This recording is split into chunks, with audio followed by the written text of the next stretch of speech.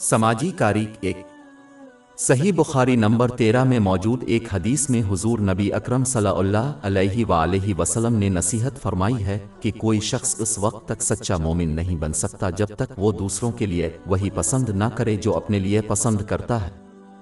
اس کا مطلب یہ نہیں ہے کہ اگر کوئی مسلمان اس خصوصیت کو اپنانے میں ناکام رہے تو وہ اپنا ایمان کھو دے گا۔ اس کا مطلب یہ ہے کہ مسلمان کا ایمان اس وقت تک مکمل نہیں ہو سکتا جب تک وہ اس نصیحت پر عمل نہ کرے۔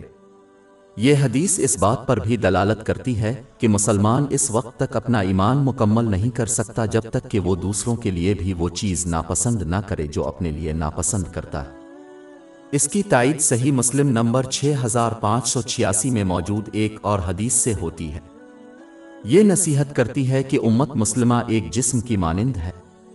جسم کے ایک حصے میں درد ہو تو باقی جسم درد میں شریک ہوتا ہے۔ اس باہمی احساس میں دوسروں کے لیے محبت اور نفرت شامل ہے۔ جو کوئی اپنے لیے پسند کرتا ہے اور نفرت کرتا ہے۔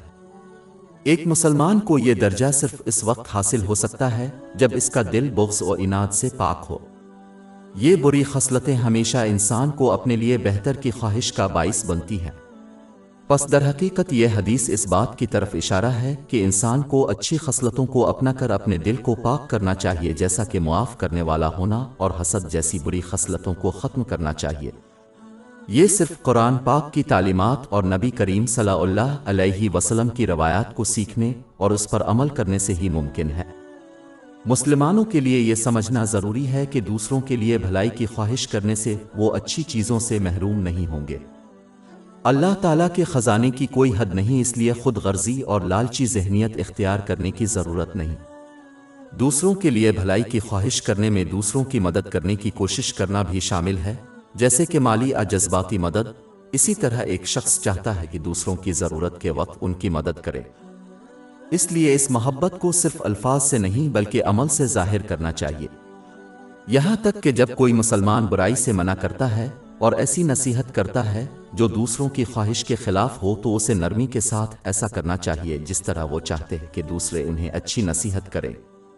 جیسا کہ پہلے ذکر کیا گیا ہے، زیر بحث اہم حدیث ان تمام برے خصلتوں کو ختم کرنے کی اہمیت پر دلالت کرتی ہے جو باہمی محبت اور نگہداشت سے متصادم ہوں، جیسے حسد۔ حسد اس وقت ہوتا ہے جب کوئی شخص کسی خاص نعمت کا مالک ہونا چاہتا ہے جو صرف اس وقت حاصل ہوتا ہے جب اسے کسی اور سے چھین لیا جائے۔ یہ رویہ اللہ تعالیٰ کی طرف سے منتخب کردہ نعمتوں کی تقسیم کے لیے براہ راست چیلنج ہے۔